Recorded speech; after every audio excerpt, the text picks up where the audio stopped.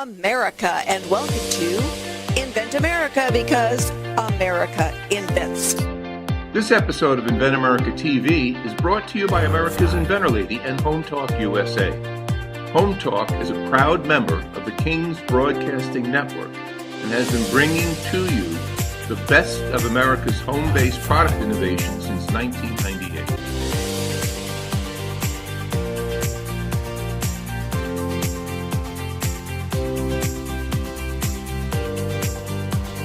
This segment of Invent America TV is brought to you by the law offices of R.P. Baraska. RPB law offices have been bringing corporate-level legal expertise to the independent inventor community for more than 20 years. For all your inventing legal needs, trust rpblawoffices.com. Welcome, America! That's right, all of you that's now tuning in from Home Talk USA. We want to welcome all of you to the Invent America show here on Invent America Radio, with the Cajun contract of Michael King and the one and only, the invented lady herself, Miss Rita Crompton. Rita, how you doing?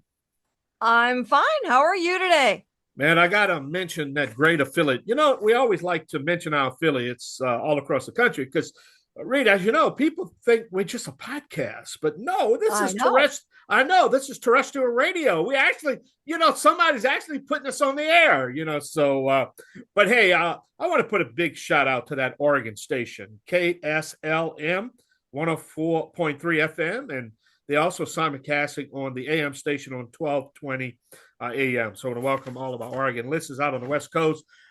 We haven't forgotten you. Eventually, I can only go one a week, and we got so many radio affiliates across the country. I can only, but hey, we enjoy you. You've been carrying our show for a long time, and we want to thank all of you. But this is the Invent America show, and want to welcome all of you. Rita, a lot going on. We really got to go right into all of this. I know you wanted to talk about, how hard it really is to get to market, and I think we overlooked this. But I need to know, why are some technologies and some products are really harder than others, though? It seems like, you've been doing this a long time, and we've been, talking to all our affiliate partners we have in getting products to market from, A to Z. But it seems like sometimes some of them are just hard to do, or it just seems like, I don't know, is there a reason for that? There's a variety of reasons. And, we try to help inventors understand sooner rather than later what they're going to run into. For instance, if this is your invention is something that's got to be licensed, used by a company. So, for example, it's got to go in a car when a car is being manufactured. Okay, they're nasty to deal with. They want to infringe on intellectual property. If you get a company, my industry expert used to be with Danco. Danco licenses intellectual property. They're going to let the inventor own the intellectual property. So when we look at then different industries, it is easier to do a car product that you're going to sell at AutoZone or Pep Boys, because now you can get a company that wants to say, nanner, big auto companies, we're going to do this and sell it to a regular consumer. It does not have to be put into the car when the car is being manufactured. We had, an inventor years ago that invented a new tractor. Oh, holy cow. He built a full-size running tractor. It was so cool. He wanted to license it to John Deere, so he painted it John Deere green. And when I went down and met him and took a ride on the tractor, it's like, paint the thing yellow. We are going to go to Caterpillar. John Deere is notorious for doing not nice things to inventors.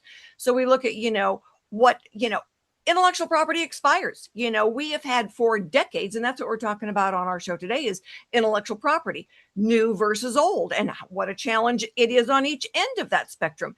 Back in the early 1800s, a patent would last 3 years. Well, shoot, you can't even get it issued in 3 years now. Yeah, so now it lasts from the date of filing to expiration, 20 years. Well, that's great. But then what happens when you start ticking down on those years and you haven't really done anything with it yet? It's harder to get it licensed. Well, what happens on the front end if you don't have proof of concept prototypes and you've sold any? Equally as hard. So there are so many points, Michael, that are challenging for the inventor. And the more they know when they get into it, the better job they will do. Well, I need to tell you, Rita, that's what made the History Channel, to be honest with you, everything you just said. I was watching the History Channel yesterday on peanut butter, the how peanut butter evolved, it's exactly what you said. You had the big giant of Heinz, who had a really horrible peanut butter, but it was Heinz. I mean, this big mega giant. And then you had this little guy who came up with Peter Pan, and boy, it changed everything. And he had to fight. And then he lost his intellectual property because he decided to license it. So now he came up with what? Skippy peanut butter. So I know I'm talking peanut butter here, but it's exactly what you're saying. And it doesn't really matter the product you're talking about, because if this is just in peanut butter, just as mad as guy that's got that tractor. I'm just saying. So you're right. Not like he could hide it someplace, I hate to lose you, Rita, but I will put your resume in. The History Channel is looking for hosts, so I'll throw your resume in there. Okay, but thank you very much. Yeah. You understand it, and you're right. It just depends on the technology or product that you're talking about, and how's it going to be implemented into the market. Is it going to be something you can sell right off the shelf? It's going to be pretty easy. You just got to get it on the shelf. But at the end of the day, if you have an intellectual property or technology that has to be, integrated into something else, then but then you have the government's going to get involved. Then you have the safety commission is going to get involved. So I can see what you're saying now. Yeah. I mean, you get something that's a healthcare product. Yeah. Okay, so where are you in that arena of healthcare? Is this something that's going to be inserted into the body? Is this something that's going to lay on top of the skin? Is there, all over-the-counter products, that are, already out there? So they've already got the approvals. Is it something where you have to go after the approvals? There's so many different things in the different industries. And that's what we try to help inventors understand. And when we look at saying, all right, if you get out the door, you've got about 18 months before your patent is published and nobody can see it. Man, you got to run like crazy to get it out there, because at that point where it's published, now people can see what you're trying to do. Yeah. And they go, oh, this is a cool idea. Let's hurry up and get to market. Well, and we've said this over and over, time is not your friend when it comes to inventing. It doesn't matter if it's on the front end or the back end. We had a guy that had been getting royalties for 15 years on his product. We had licensed it to a company in Utah. Not anymore, because the patent expired and he didn't have any new intellectual property to file on it. So the royalties stopped, and that's part of the agreement. When the patent expires and anybody can make it, the royalties are over. And so he just sent me an email. He said, so the royalties are over, huh? And I said, oh, honey, you expired in October. That's the way it is. So he goes, all right, good run, but we're done now. And that's the truth. So when we look at intellectual property that's gotten older and isn't out there, well, who's been running with it? Who's been using it? And because it's public. And so we look at then, what can we do with it? How can we hustle it up and get it out there? Something that's brand new and say, all I've got are renderings. Renderings are drawings. I can do life on Mars in renderings. It doesn't mean that there really is life on Mars. So again, time is not the inventor's friend when it comes to hustling it up and getting it out there. But life gets in the way for everybody, and so you just got to do the best you can do.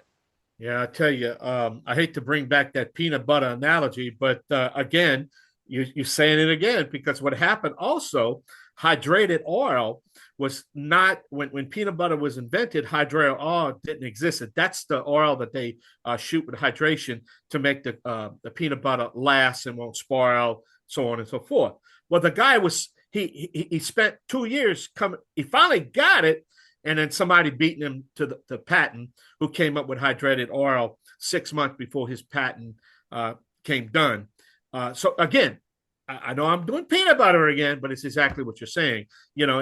Just in a 6 month span, he lost his ability, but then now he had to go to the person that invented the hydrated oil to shoot into the peanut butter because it changed the whole game. Yeah. But we had a lady that filed a provisional patent application, filed the non-provisional, went to market and found out that someone filed a provisional patent 2 days before her, and it was a partner who had been working with her. That was stinky. Well, if Skippy Peanut Butter is out there, we could use a sponsor. So, hey, I know I plugged you a lot. So, hey, we're going to take a short break. We got a great show, great guest. Just stay with us right here. This is Home Talk USA right here on Invent America Radio all across the country with the inventor lady herself and the Cajun contractor, Michael King. We've been back with our first guest. Stay tuned. All over the country, all over our national radio affiliates all across this great country. We're going to be right back. Y'all stay tuned now. Y'all come back now. You hear? Yeah, man, we're going to pass a good time here. This segment of Invent America TV is brought to you by SearchQuest Patent Search. SearchQuest provides for a comprehensive patent search that searches the entire world and not just the U.S. Patent Office. Make sure that before you spend those big bucks having a patent written, you've done your due diligence by getting a comprehensive patent search. Use SearchQuestPatents.com for all your patent search needs. They scour the world for you. Welcome back to Invent America here on Invent America Radio on the King's Broadcasting Radio Network. All right. Well, Rita, I tell you, we got to get the show going here. I really want us to talk to Ken. So I know he's your first guest. So tell us what's going on with Ken. Ken Parsons is my first guest today. He is an inventor, obviously. That's why we do Invent America, because America invents. We see a problem, we find a solution, and Ken has got a product called Sandman Sleep Systems. Ken, thanks so much for being with us today. And tell everybody, what is Sandman Sleep Systems? Well, I was an auto mechanic for 30 years, and I got tired of waking up with that pinch that goes on in your neck and your shoulder and then hangs out for a couple of weeks. And, and every night when you go back to bed, it irritates it again and kind of starts it over. So I got tired of that. And I said, there has to be a better way. And so I thought and I said, well, take the body weight off the shoulder. Well, it worked. And so I made a mattress that allows your shoulder to sink into it and no body weight on it. I eliminated the pillow also. I've seen, the pictures and everything of it and thinking, oh, wow, because then I started paying more attention. I always sleep on my side and I get that pinch in my shoulder. So there you go. All right. So where are you in the inventing process? How long have you been working on it? What have you done with it? I've been working on it for like 6 years, and life happened, like you were saying, and I got it patented, but then I kind of had other things going on. I had to let it go for a minute. But I pitch it to big companies, small companies when I can find them. Everybody is either too busy or they're changing positions next week, because I'll hit them up again and now they've been promoted and they've moved on and, oh, you got to find this guy now.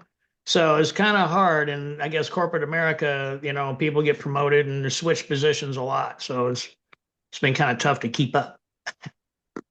It is. And, that's one of the challenges that a lot of inventors face. They'll say, well, I've been calling these companies, but I can't get through the gatekeeper, or, I've talked to 20 gatekeepers, and it's like, we'll get back to you. And nobody ever does. And, some of that is just their normal training on keeping people out. They go shopping at professional trade shows.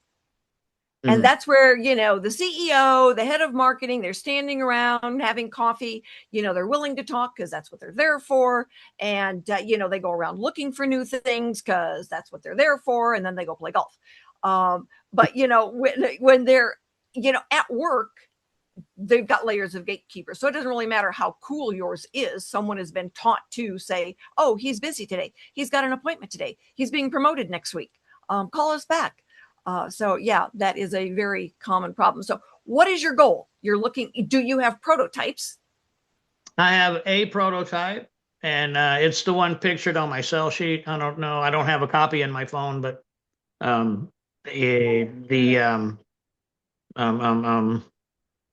it was lovely. You did share it with me. And, that was where I was able to say, oh, get my dots connected with what you were explaining and what we could visualize. So that was terrific. And, certainly made sense. Do you see that, they would need to be different sizes versus men and women? And what if you don't sleep on, obviously, if you're a married couple, you don't want to be sleeping on twin mattresses. How's that going to work? Well, it kind of helps to cuddle easier. Well, because think about it, when you spoon, say somebody's laying on somebody's arm and then fingers start tingling, okay, and everybody's got to get disrupted and move and all that. And they, stay awake half the night after that. But it goes across. It is fine. You can go from your back to your side and from back to your other side and on your back, or you can get on your stomach if you want and put your arms in the groove. And it just kind of works out all the way around.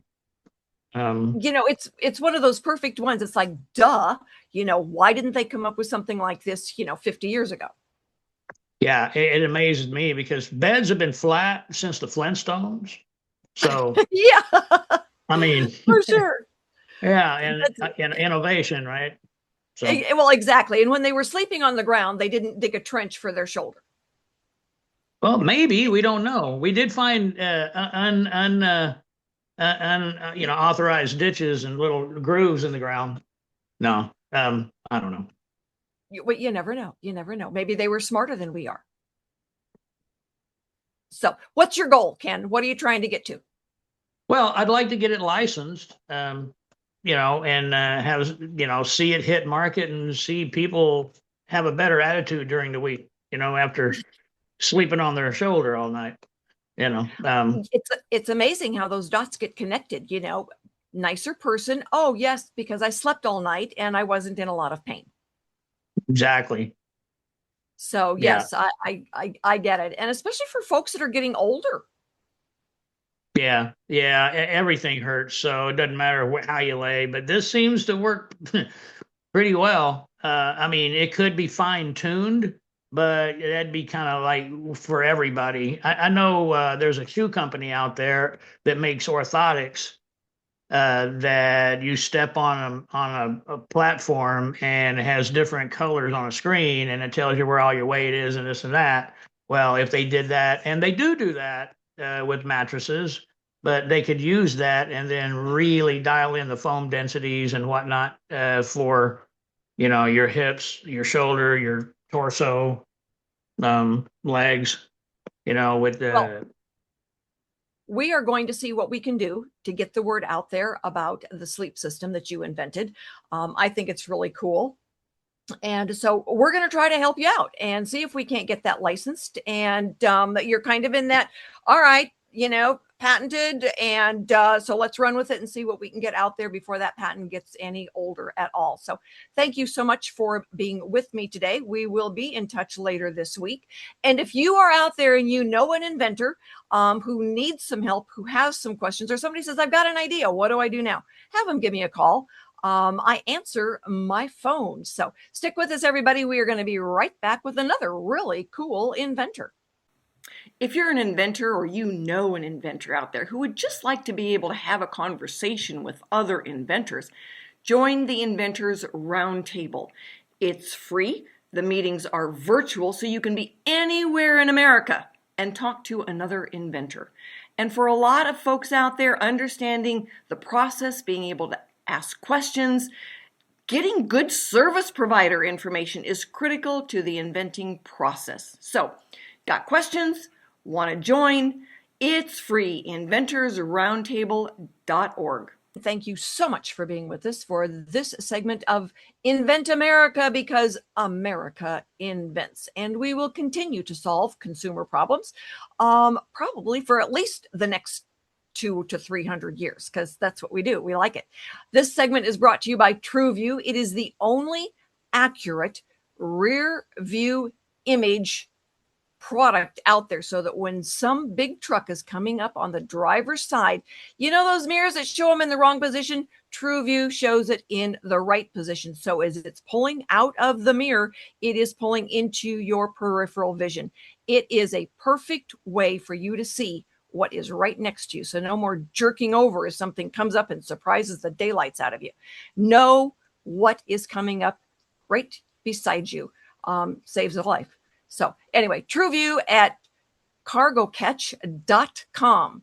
So my next guest is George Gilmet, and he has got a road fixing crew product called George, tell everybody what it's called. I've got the Gilly Grader down. It is the Gilly Grader Road Worker. I designed a piece of equipment to do shoulder work, actually, right off the side of a dump truck, and eliminates a lot of handwork. You have, of course, this particular truck is designed it's used by the highway departments around the country to salt their roads. And I just take what they use for salting off, the spinner and stuff, and mount my grader right there. We have a chute, and there's a chain coming down the left side of the truck body that feeds the chute and puts gravel out. And this grader of mine grades it down and all in one time deal.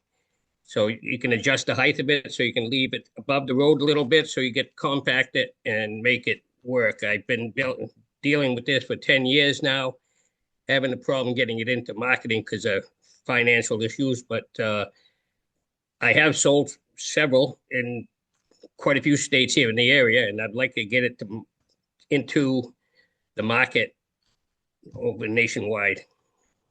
Okay, so let me ask you a couple of questions then. So your patent is a little bit older. It issued 10 years ago. Yes, I got my patent back in 2016, I believe. Okay, so that's kind of where you are. So it's a matter of hurry it up. We got to get this done. So, have you seen you've manufactured some. Do you make them one at a time as you can sell them, or do you have an inventory? Right now I have 4 of them in stock. I try to keep about build 5 at a time, so I can, I've done 2 or 3 in a week at one time, installing them, putting them on the trucks and stuff. It's a very simple install. After you get the measurements off the truck, it can actually be installed in 5 minutes and removed in less than 5 minutes. So if you have an issue out in the road and you need to, get a washout or anything along the edge of your road, you can install this grader within 5 minutes of time and get out and do the project. So it would be basically for sand, different size gravel, that kind of thing, basically for a road crew. So now you can have a truck and a driver do it. You don't have to have the whole crew out there moving stuff around. Right. Just eliminated a lot of handwork and when I first came up with this idea, we were out doing shoulder work on the highway department where I was working in Maine. And we dump gravel on the side of the road and have to rake it by hand to get it to where we wanted it, and get this stuff done right. And just thinking about there's an easier way. And I walked into the shop and there was 5 dump trucks sitting there that all we had to do is put a chute on it, put the gravel so it dumps into the shoulder, and then have this grader follow it. And then all you had to do is follow with either a roller or a compactor, and your shoulders were done. It's cost effective. It's not an expensive piece of equipment. One of the projects I done in the town when I was the road agent, we saved $18,000 on a project because we didn't have to pay somebody to come in with another piece of equipment to do the job. And $18,000 for a little town is a lot of money. You bet. And that's why I designed this. It's actually to make the job easier for everybody and to get get these jobs done. When you rent these pieces of equipment to do the job, you're spending almost $4,000 a week. And that's also pretty expensive for a town. And but when you look at where they need to do the road work, in the mountains, in the national parks, where, all of a sudden you get a torrential rain and they've got to get it out there. A lot of times there's not enough crews to go out and do that. If you can just do it with a truck. When I was in college, I drove a truck. I hauled asphalt and gravel. So I truly do understand, driving a dump truck. And most people find that, amazing that it's like, oh yeah, no, I hauled gravel and asphalt in the Black Hills of South Dakota. And yeah, it's product. It's operating on the driver's side of the vehicle, so you're going against traffic when you're working. However, when you're doing a construction project, the road you close down that lane of traffic anyways. You have some people that complained about that being on that side of the truck. Well, the truck is designed to have the salt delivered on the right side, on the driver's side of the truck. So this made it more convenient. You can see what you're doing a lot better. So, that is one of the reasons, having this just saves a lot of time and work for all these small departments. So you would go to then any trucking company that's manufacturing the trucks that, has the add-on tools and materials, any town that's already got the trucks that wants to save money, any type of transportation department. So who am I missing, George? Well, your state highway departments, your local highway departments, some companies, some trucking companies, that do plowing in the wintertime would have this type of truck, and they could actually make it usable 4 seasons instead of just using it for the winter work. If they just bought it to do snow plowing and sanding, they'd have another option to go out and do, start a business doing shoulder work for towns, or if you have long driveways that need some, that have shoulders. I mean, the edge of your driveways, you can fill in the edge of your driveways with gravel. This is, it's available to be used by several companies. Also, with this product, they have a different truck that has the chain in the middle and that does the same thing, but it brings the product to the back of the truck. I use this same product by just making a different bracket off the back of the truck that can put the grader out in the back further, and they can use this to do the shoulders also. Also, with the slide-in sanders that a lot of towns have, just by building a bracket off the back of the truck, you can, make that other, it can be made for use with a lot of different type of trucks. So wonderful. And so, as you've gone out there and you've been working with this, have you noticed any competition out there as far as new gadgets? Nope, I haven't seen no new gadgets out there. And when I went through the process, I mean, I was shocked that there was nobody building anything like that in the world. Actually, that's why I decided to go ahead and go ahead with the patent process, because I didn't want to infringe on anybody, and I don't want nobody to infringe on me. But after, I mean, there's a few more things that we could do to this product to make it even easier to use. Right now, I use a hand crank on it to bring it up and down, but most trucks have hydraulics in that area. So if they want, some of the towns that had bought it, they actually put a hydraulic cylinder on it to operate it up and down. So there's, the product is there. I have it available, and I'm trying, like I said, I'm trying to get it in the manufacturing more than anything, because I've just received a call a week ago that someone wants to be a distributor. However, I cannot build them fast enough for that type of work. Yeah, it's hard for you to have a distributor when you don't have manufacturing set up that's mass manufacturing, not 2 or 3 at a time. So I certainly do understand that. George, thanks so much for being on today. We are going to do what we can to help you get that product out there. It is an honor to meet you and have that as something that we can use. So stick with us, everybody. We're going to be right back with our industry expert. He has done a lot of this with patents new, patents old, and one of his products, the patent probably just expired, and it's sold still all over North America. So stick with us. We will be right back with Michael Miller. TrueUp, easiest way to hang your pictures. We all know how stressful picture hanging can get.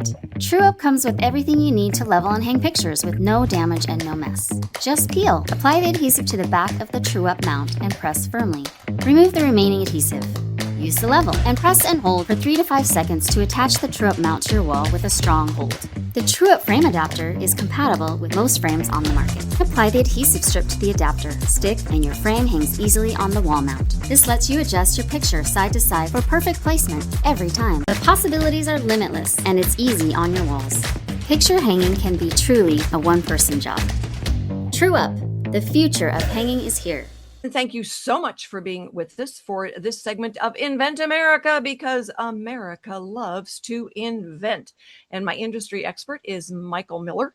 Michael, thank you so much for being with us today. I appreciate it. And you've been working with inventors for a long time. So intellectual property is an absolute must in your world.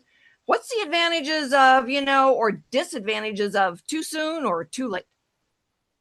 Oh my gosh, it can go both sides of the spectrum, as you know, Rita. The thing with having a patent that has been issued for a period of time is that you can actually look back and see and look forward and see who has issued other patents that are even close to it. What are other inventions that have come that have started being competitors to that product? If there's not a lot, that's great. It's a great pattern to start moving forward with and do more with. Um, with a new patent, of course, it's new, it's fresh, it's out there, and it also lends itself to additional patents to being added to it to develop a little bit of a portfolio of patents around a particular invention. It's so funny because I always think somebody will ask me, it's like, so what did you ever work on? And it's like, go Google disposal genie and tell me what you think. It's like, okay, how fast can we sign up now that we've looked? Because it is still listed as being sold everywhere. Yes, absolutely. And you'll also see a portfolio of products around it as well, and different inventions that followed on to that initial invention. So, as you know, a company that I worked for is the one that licensed that product for, oh my gosh, a lot of years. And but then we also developed other patents that actually were follow-on patents to the initial one, and just kept that whole ball rolling for many, many years. And I think that that's where a lot of inventors kind of drop the ball, is if they don't keep paying attention as things change, the way it's made changes. I mean, we had a lady that got a patent on the machine, and a gentleman who's still selling his product and selling it all over the world got a patent on the machine that makes it, because the machine that makes it is so unique to get the product where he needs it to be. And as you bring on additional products, a lot of times those additional things, as you're developing the product and getting it out there, and people are saying, oh, what about this and what about that, it keeps then the original alive longer, because now a lot of times the new one is related to the old one. Absolutely. And you keep on thinking about, how can somebody work around my patent? And what would be new, innovative ways that they can work around what is it solving? How is it solving it? And are there new ways to do that?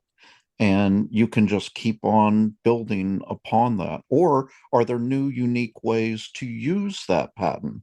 Which is also very, very important. Is there other, industries that it can be used in, other parts of your house that it can be used in? Those are really critical questions to ask yourself all the time. I know over this last weekend, we had a big team meeting, and one of our new products is called Slice Away. And it's originally intended to be, a disposable pizza slicer. So it's sold with all the pizzas. All right. Mm-hmm. But we're all sitting around the table and we're trying to get this cake out of a pan. It's like, okay, who's got the Slice Away? We should be using it on this, and then we start talking about all the different ways we could use it. And it's like, what about when you have a whole tray of plants you've just planted? Now it's a gardening tool. And everybody's going, holy cow, we didn't think about that originally. But there's a lot of things out there that when you start really thinking how it can be used, one of the biggest crossovers we see is surgery versus a mechanic's car tool. Mm-hmm. And Absolutely. when a mechanic comes up with a new idea, that's like, I really don't understand why surgical tools are in conflict with mine, or why I'm infringing on somebody. It's like, you remove a bone, you remove an engine, you're still removing something that you've got to be really careful of. Yeah, absolutely. And I think the other thing too, from a licensing perspective for an inventor, that's one of the critical reasons why whenever you do a license agreement, to really think hard about whether it's going to be completely exclusive, or if you're going to be able to license that product possibly to various different industries, and those would each require different license agreements, and then be non-exclusive for each of your licensors in each different industry. Yeah, we run into that from time to time, and we look at then, is it best to license through the licensee, or is it best to, have the licensee say, no, we're exclusive in this area, go ahead and do the other one. So we always look at the first licensee as kind of being able to have some of that guidance, because it's about the numbers. And then we look at different packaging. Absolutely. So there's, ways that we can do it out there, but the big hitter then is the licensee. And for a lot of the independent inventors, the only way for them to really have a chance is to go through then somebody who's got the bigger bat. Oh my gosh, yes. I mean, you cannot have all of the knowledge that would be in a company that would license your product. You're not a marketer in many cases. You're not somebody who does online sales. Shipping departments, regulatory departments, legal departments. Oh my gosh, it just goes on and on and on. Somebody that just develops packaging and the verbiage on the packaging, somebody that designs the packaging. I mean, oh my gracious, for you as an independent inventor to now go and look at each individual segment and get knowledgeable about that, by the time your patents already ran out. I know, it's tough. So, Michael, thanks so much for being with us today. It's always a pleasure to have you and your insight on. Thanks, everyone, for joining us today. We will be back next week with more stories on getting products from mind to market. We will have new inventors and industry experts. So join us and have a wonderful week.